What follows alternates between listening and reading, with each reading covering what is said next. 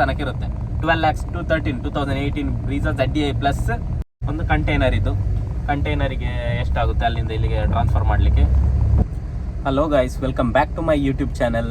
ನಾನಿವತ್ತು ಒಂದು ಹೊಸ ಕಾನ್ಸೆಪ್ಟ್ ಒಟ್ಟಿಗೆ ಬರ್ತಿದ್ದೇನೆ. ಏನಂತ ಹೇಳಿದರೆ ಏನಿಲ್ಲ, ನಿಮಗೆ ಕಂಪ್ಲೀಟಾಗಿ ಇವತ್ತು ಹೇಳಿಕೊಡ್ತೇನೆ. ಡೆಲ್ಲಿಯಿಂದ KA ರಿಜಿಸ್ಟ್ರೇಷನ್ ಹೇಗೆ ಮಾಡೋದು ಮತ್ತು ಎಷ್ಟು ಕಾಸ್ಟ್ ಆಗ್ತದೆ ಎಲ್ಲ pin to pin start to end ನಿಮಗೆ ಫುಲ್ ಡೀಟೇಲ್ ಆಗಿ ಹೇಳಿಕೊಡ್ತೇನೆ. ಯಾಕಂದರೆ ಇದು ಕಾರ್ ಡೆಲ್ಲಿ ರಿಜಿಸ್ಟ್ರೇಷನ್, ಇದನ್ನು ನಾನು KAಗೆ ಕನ್ವರ್ಟ್ ಮಾಡಿದ್ದೇನೆ, KA ರಿಜಿಸ್ಟ್ರೇಷನ್ಗೆ. ಸೊ ಎಷ್ಟು ಖರ್ಚಾಗುತ್ತೆ, ಎಷ್ಟು ಕಾಸ್ಟ್ ಬೀಳುತ್ತೆ, ಮತ್ತು ಡೆಲ್ಲಿಯಲ್ಲಿ ವೆಹಿಕಲ್ಸ್ ಹೇಗಿರುತ್ತೆ ಅದರ ಬಗ್ಗೆ ಸ್ವಲ್ಪ ನಾನು ನಿಮಗೆ ಹೇಳ್ತಾ ಹೋಗ್ತೇನೆ. ಹೋಗ್ತಾ ಈಗ ಫಸ್ಟ್ ಡೆಲ್ಲಿಯಲ್ಲಿ ನೀವು ವೆಹಿಕಲ್ ನೋಡಬೇಕಾಗ್ತದೆ. ಡೆಲ್ಲಿಯಲ್ಲಿ ವೆಹಿಕಲ್ ಒಂದು ಪಾಯಿಂಟ್ ಅಂತ ಹೇಳಿದರೆ, ಯಾರ ಕಸ್ಟಮರ್ ಕೈಯಲ್ಲಿ ನಿಮಗೆ ಡೆಲ್ಲಿಯಲ್ಲಿ ಗಾಡಿ ಸಿಗೋದೇ ಇಲ್ಲ, ಎಲ್ಲ ಡೀಲರ್ಸೇ. ನೀವು ಎಷ್ಟೇ ಹುಡುಕಿ ಎಲ್ಲೇ OLX ಎಲ್ಲ ಹಾಗೇನಾದ್ರೂ ಅಲ್ಲಿ ಪರಿಚಯ ಇದ್ದವ್ರು ಕೊಟ್ಟರೆ ಎಲ್ಲ ಚಾನ್ಸ್, ಮತ್ತೆಲ್ಲ ಡೀಲರ್ಸ್ ಇರೋದು. ಇನ್ನೊಂದು ಪಾಯಿಂಟ್ ಅಂತ ಹೇಳಿದರೆ ಎಲ್ಲ ಪೇಂಟ್ ಆಗಿರುತ್ತೆ, ಗಾಡಿ ಯಾವುದೆಲ್ಲ ನೀಟ್ ಅಂತೆಲ್ಲ ಇರುತ್ತೆ, ಎಲ್ಲ ಪೇಂಟ್ ಆಗಿರುತ್ತೆ. ಮತ್ತೊಂದು ವಿಷಯ ಅಂತ ಹೆವಿ ನಾನು ನೋಡಿದ್ದು ಅಂತ ಹೇಳಿದರೆ ಮೀಟರನ್ನು ಮಾಡಿಫೈ ಮಾಡಿರ್ತಾರೆ. 1 ಲಕ್ಷ ಓಡಿದರೆ ಅದನ್ನು 60,000 ಓಡಿದಾಗ ಮಾಡಿರ್ತಾರೆ. ಅದೆಲ್ಲ ಗೊತ್ತೇ ಆಗಲ್ಲ. ಶೋರೂಮ್ ಹಿಸ್ಟ್ರಿ ನೋಡಿದರೆ ಮಾತ್ರ ಗೊತ್ತಾಗುತ್ತೆ. ಯಾವುದೇ ಕಾರ್ ತೆಗೆಯೋದಾದ್ರೂ ನೀವು ಫಸ್ಟ್ ಆ ನಂಬರನ್ನು ಶೋರೂಮಲ್ಲಿ ನಿಮ್ಮದು ಪಕ್ಕ ನಿಮ್ಮ ಏರಿಯಾದಲ್ಲಿ ಯಾವ ಶೋರೂಮ್ ಇದೆ ಅಲ್ಲಿ ತಗೊಂಡೋಗಿ ಈ ಹಿಸ್ಟ್ರಿ ಒಂದು ಚೆಕ್ ಮಾಡಿಸಿ. ಅದರಲ್ಲಿ ಕ್ಲೀನ್ ಗೊತ್ತಾಗುತ್ತೆ ಎಷ್ಟು ಓಡಿದೆ, ಲಾಸ್ಟ್ ಟೈಮ್ ಸರ್ವಿಸ್ ಯಾವತ್ತು ಮಾಡಿದ್ದು ಅಂತ, ಶೋರೂಮಲ್ಲಿ ಸರ್ವಿಸ್ ಮಾಡಿದರೆ. ಸೊ ಇಷ್ಟು ಪಾಯಿಂಟ್. ಸೊ ಇದೀಗ ಕಾರು ನಮ್ಮದು ವ್ಯಾಗನಾರ್ ಕಾರ್. ಇದು ಈಗ ನಂದಲ್ಲ, ನಮ್ಮ ಕಸಿನ್ ಇದ್ದು. ಅದೊಂದು 130 ಅರೌಂಡಿಗೆ ಸಿಕ್ಕಿದ್ದು ಈ ಕಾರು. 130 ಅರೌಂಡಿಗೆ ಸಿಕ್ಕಿ, ಸೊ ಅಲ್ಲಿಂದ ಇಲ್ಲಿಗೆ ಟ್ರಾನ್ಸ್ಪೋರ್ಟೇಷನ್ ನಿಮಗೆ ಯಾವುದು ಲಾಜಿಸ್ಟಿಕ್, ಅಲ್ಲಿ ಲೋಕಲ್ ಲಾಜಿಸ್ಟಿಕ್ ಯಾವುದು ಇಲ್ಲಿ ಕಂಟೈನರಲ್ಲಿ ಬರ್ತದೆ, 16,000 17,000 ಒಳಗೆ ನಿಮಗೆ ಬೆಂಗಳೂರಿಗೆ ರೀಚ್ ಆಗುತ್ತೆ. ಬೆಂಗಳೂರಿಗೆ ರೀಚ್ ಆಗಿ ಅದು ವ್ಯಾಗನಾರ್ ಸೈಜ್ ಸಿಕ್ಕೋದು. ಅದೇ SUV ಆದರೆ ಸ್ವಲ್ಪ ರೇಟು ಜಾಸ್ತಿ ಆಗುತ್ತೆ, ಇನ್ನೂ ದೊಡ್ಡದು ಕಾರ್ ಆದರೆ 7 ಸೀಟರ್ ಆದರೆ ಇನ್ನೂ ರೇಟು ಜಾಸ್ತಿ ಆಗುತ್ತೆ. ಸೊ ಆ ಥರ ಅದನ್ನೆಲ್ಲ ಕ್ಯಾಲ್ಕುಲೇಟ್ ಮಾಡಿ ಒಂದು 20K ಟ್ರಾನ್ಸ್ಪೋರ್ಟೇಷನ್, ಮತ್ತು ಅಲ್ಲಿಂದ ನಿಮ್ಮ ಊರಿಗೆ ತಗೊಂಡು ಬರಲಿಕ್ಕೆ ಬೆಂಗಳೂರಿಂದ. ಸೊ ನೆಕ್ಸ್ಟ್ ಪಾಯಿಂಟ್ ಏನಂತ ಹೇಳಿದರೆ ರಿಜಿಸ್ಟ್ರೇಷನ್ ಏನಿಲ್ಲ, ದೊಡ್ಡ ಮ್ಯಾಟ್ರ್ ಅಲ್ಲ.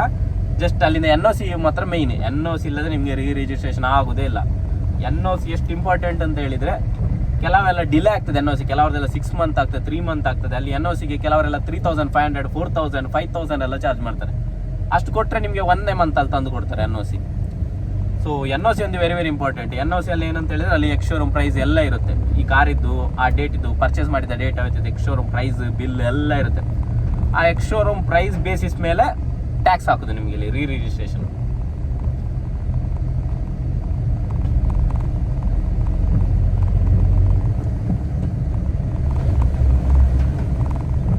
ಸೊ ಈಗ ಟ್ಯಾಕ್ಸ್ ಹೇಗೆ ಕ್ಯಾಲ್ಕುಲೇಟ್ ಮಾಡ್ತಾರೆ ಅಂತ ನಿಮಗೆ ಇಲ್ಲಿ ಕರ್ನಾಟಕದಲ್ಲಿ ಅದರಲ್ಲಿ ಬೇಸಿಸ್ ಮೇಲೆ ಸ್ಲ್ಯಾಬ್ಸ್ ಮೇಲೆ ಬೀಳ್ತದೆ. ಇಷ್ಟು ಪರ್ಸೆಂಟ್ ಅಂದರೆ 10 lakhs ಮೇಲೆ ಕಾರ್ ಆದರೆ ಇಷ್ಟು ಪರ್ಸೆಂಟ್ 60% ಅಂತ ಹಾಕ್ತಾರೆ. ಆ ಟೈಪ್ 10 lakhs ಕೆಳಗಾದರೆ 40%, ಮತ್ತು 5 lakhs ಕೆಳಗಾದರೆ ಇಷ್ಟು ಪರ್ಸೆಂಟ್ ಅಂತ ಎಕ್ಸ್ ಶೋರೂಮ್ ಪ್ರೈಸ್. ಆ ಎಕ್ಸ್ ಶೋರೂಮ್ ಪ್ರೈಸ್ಗೆ ಟ್ಯಾಕ್ಸ್ 60% ಹಾಕಿದ್ರು ಅದರಲ್ಲೂ ಸ್ವಲ್ಪ ಕಡಿಮೆ ಆಗುತ್ತೆ. ಯಾವ ಥರ ಇಷ್ಟು ಇಯರ್ ಓಡಿದೆ ಅದರ ಮೇಲೆ ಸ್ವಲ್ಪ ವ್ಯಾಲ್ಯೂ ಎಷ್ಟು ಕಡಿಮೆ ಆಗಿದೆ ಅದರ ಮೇಲೆ ಸಹ ಕ್ಯಾಲ್ಕುಲೇಟ್ ಮಾಡ್ತಾರೆ. ಸೊ ನಾನು ನಿಮಗೆ ರಫ್ ಆಗಿ ಹೇಳ್ತೇನೆ. ವ್ಯಾಗನಾರ್ 2012 ಡೆಲ್ಲಿ ರಿಜಿಸ್ಟ್ರೇಷನ್ KAಗೆ ಮಾಡಬೇಕಾದ್ರೆ ಒಂದು 30,000 ಖರ್ಚಾಗುತ್ತೆ ಅಷ್ಟೇ. 30,000 ಮ್ಯಾಕ್ಸಿಮಮ್ 30,000. ಅದೇ ಒಂದು ಸ್ವಿಫ್ಟ್ ಆದರೆ ಅದಕ್ಕೆ ಸ್ವಲ್ಪ ರೇಟ್ ಜಾಸ್ತಿ, ಒಂದು 7-8 lakhs ಇದ್ದಾದರೆ ಒಂದು 45K ಖರ್ಚಾಗುತ್ತೆ. ಅದೇ ಬ್ರೀಜಾ ಒಂದು 2018 model ZDI plus ex showroom price ಎಷ್ಟಿರುತ್ತೆ, 10 lakhs ಕ್ರಾಸ್ ಆಗಿರುತ್ತೆ, 13 lakhs ತನಕ ಇರುತ್ತೆ. 12 lakhs to 2018 Brezza ZDI plus dual ಟೋನಿಗೆ 12 lakhs ಅಂತ ತಿಳ್ಕೊಳ್ಳಿ. 80,000 ಬೇಕು, ಮಿನಿಮಮ್ 80 ಬೇಕು. 80,000 ಥಿಂಕ್ ಮಾಡ್ಕೊಳ್ಳಿ. ಅದೇ ನೀವು XUV 500 700 500 2018 ತಿಳ್ಕೊಳ್ಳಿ, ಬಟ್ ಅದರದ್ದು ಎಕ್ಸ್ ಶೋರೂಮ್ ಪ್ರೈಸೇ 15 lakhs ಮೇಲೆ ಇದೆ. ಸೊ ಅದಕ್ಕೆ 1,10,000 ಖರ್ಚಾಗುತ್ತೆ, ಗೊತ್ತಾಯ್ತಾ? ಈ ಥರ ನೀವು ಅಲ್ಲೇ ನೋಡ್ಕೊಳ್ಳಿ. ಒಂದು 15 ಲಕ್ಷ ರೇಂಜ್ ಕಾರ್ ಆದರೆ 1 lakh ಖರ್ಚಾಗುತ್ತೆ. ಯಾವುದು 2016 ನಂತರ ಮಾಡಲ್ ಆದರೆ, 17 ನಂತರ. ಅದೇ ಒಂದು 2010 ಆದರೆ ಅದೇ XUVಗೆ 1 lakh ಖರ್ಚಾಗಲ್ಲ, ಒಂದು 80,000 ಈ 75 ಆ ರೇಂಜಲ್ಲಿ ಖರ್ಚಾಗುತ್ತೆ. ಸೊ ಅದು ಇಯರ್ ಮೇಲೆ ಸಹ ಡಿಪೆಂಡ್ ಆಗುತ್ತೆ. ಇಷ್ಟೇ ಟ್ಯಾಕ್ಸೇಷನ್. ಸೊ ನೀವು 10 lakhs ಕೆಳಗಿದ್ದು ಕಾರೆಲ್ಲ ತಂದರೆ ದೊಡ್ಡದೇನು ಖರ್ಚು ಬೀಳಲ್ಲ ನಿಮಗೆ. ಎಷ್ಟಿದ್ರೆ ಒಂದು 50K ಒಳಗಡೆ. ಅದು ಸಹ 6 lakhs ಎಲ್ಲ ಎಕ್ಸ್ ಶೋರೂಮ್ ಪ್ರೈಸ್ ಎಲ್ಲ ಇದ್ದರೆ ಅಷ್ಟೇ. ಅಷ್ಟೇ. ಈಗ ವ್ಯಾಗನಾರ್ ಇದಕ್ಕೆ ಎಕ್ಸ್ ಶೋರೂಮ್ ಪ್ರೈಸ್ ಆ ಟೈಮಲ್ಲಿ ಎಷ್ಟು ಅಂತ ಇತ್ತು ಹೇಳಿದ್ರೆ ಒಂದು ಅಂದಾಜು ಒಂದು 4-6 ಲಕ್ಷ ಇರ್ಬೋದು ಎಕ್ಸ್ ಶೋರೂಮ್ ಪ್ರೈಸ್ 2012. ಅದಕ್ಕೆ ಒಂದು 25,000 ಟ್ಯಾಕ್ಸ್ ಅಷ್ಟೇ. ಸೊ ಇದು ಡೀಟೇಲ್ಡ್ ಆಗಿ ಹೇಳ್ತಿದ್ದೇನೆ ನಿಮಗೆ ಹೇಗೆ ಅಂತ. ಬಟ್ NOC ಇನ್ನೊಂದು ಪಾಯಿಂಟ್, NOC ಮೇಯ್ನ್. NOC ಇಲ್ಲದಿದ್ದರೆ ನಿಮಗೆ ರಿಜಿಸ್ಟ್ರೇಷನ್ನೇ ಆಗಲ್ಲ ಅಷ್ಟೇ. ಸೊ ಇದು ನಮ್ದು ಇವತ್ತಿದ್ದು ವಿಡಿಯೋ. ಎಲ್ಲರೂ ಯಾರೆಲ್ಲ ನೋಡಿದ್ರೆ, ಯಾರಿಗೆಲ್ಲ ಇನ್ಫಾರ್ಮೇಷನ್ ಸಿಕ್ಕಿದ್ದೆಲ್ಲ ಸಬ್ಸ್ಕ್ರೈಬ್ ಮಾಡಿ. ನೆಕ್ಸ್ಟ್ ಈ ಥರದೇ ಬೇರೆ ಬೇರೆ ಕಂಟೆಂಟ್ ಹೇಳ್ತಾ ಹೋಗ್ತೇನೆ.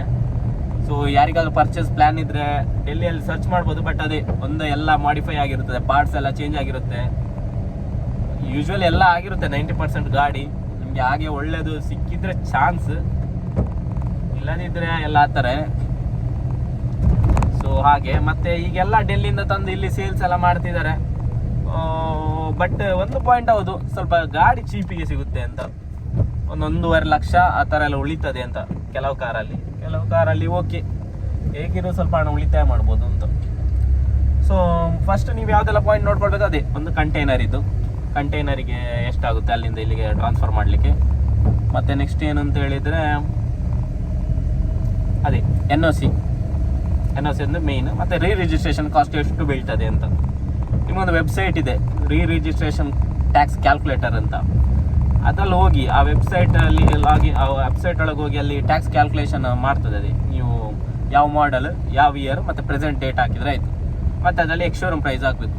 ಎಕ್ಸ್ ಶೋರೂಮ್ ಪ್ರೈಸ್ ನೀವೇ ಒಂದು ಅಂದಾಜಲ್ಲಿ ಹಾಕಿ ಆ ಇಯರಲ್ಲಿ ಎಷ್ಟಿತ್ತು ಅಂತ ಕ್ಯಾಲ್ಕುಲೇಟ್ ಮಾಡಿ ಕೊಡ್ತದೆ. ನಿಮಗೆ ಎಷ್ಟು ಟ್ಯಾಕ್ಸ್ ಒಂದು ಅಂದಾಜು ಕ್ಯಾಲ್ಕುಲೇಷನ್ ಮಾಡಿ ಕೊಡ್ತದೆ. ಸೊ ಹಾಗೆ. ಸೊ ನೋಡುವ, ನಮ್ಮದು ಸಹ ನಾವೀಗ ಇನ್ನೊಂದು 2 ಕಾರ್ ಬಂದಿದೆ ಆಲ್ರೆಡಿ ಡೆಲ್ಲಿಯಿಂದ. ನಮ್ಮದು ಕಂಟೈನರಲ್ಲಿ ಹಾಕಿ ಬರ್ತಾ ಉಂಟು, ಅದು ಆಲ್ರೆಡಿ ಬಂದಿದೆ Swift 2. ಸೊ ಅದರದ್ದು ಎಷ್ಟಾಗ್ತದೆ ಕ್ಯಾಲ್ಕುಲೇಷನ್, ರಿಜಿಸ್ಟ್ರೇಷನ್ ಎಲ್ಲ ನಾನು ನಿಮ್ಗೆ ಹೇಳ್ತೇನೆ. ಮತ್ತು ಏನೆಲ್ಲ ಪ್ರಾಬ್ಲಮ್ ಇರ್ತದೆ ಅದರಲ್ಲಿ ಡೆಲ್ಲಿಯಿಂದ ಬಂದರೆ. ಅಫ್ಕೋರ್ಸ್ ಪೇಂಟ್ ಅಂತೂ ಹಾಗೇ ಇರ್ತದೆ, ಅದು ಬೇರೆ ವಿಷಯ. ಯಾಕಂದರೆ ಅಲ್ಲಿ ಡೆಲ್ಲಿಯಲ್ಲಿ ಹೆವಿ ಸ್ಕ್ರ್ಯಾಚಸ್ ಆಗಿರ್ತದೆ. ಸೊ ಇದನ್ನೆಲ್ಲ ನಾನು ನಿಮಗೆ ನೆಕ್ಸ್ಟ್ ವೀಡಿಯೋದ ಇನ್ನು ನಾನು ನಿಮಗೆ ಅದು ಬಂದರೆ ಅದರಲ್ಲಿ ಆಗ್ತೇನೆ. ಸೊ ಯಾರೆಲ್ಲ ಸಬ್ಸ್ಕ್ರೈಬ್ ಮಾಡಲಿಲ್ಲ ಎಲ್ಲ ಸಬ್ಸ್ಕ್ರೈಬ್ ಮಾಡಿ. ಇವತ್ತಿಗಿಷ್ಟೇ, ಬೈ ಬಾಯ್.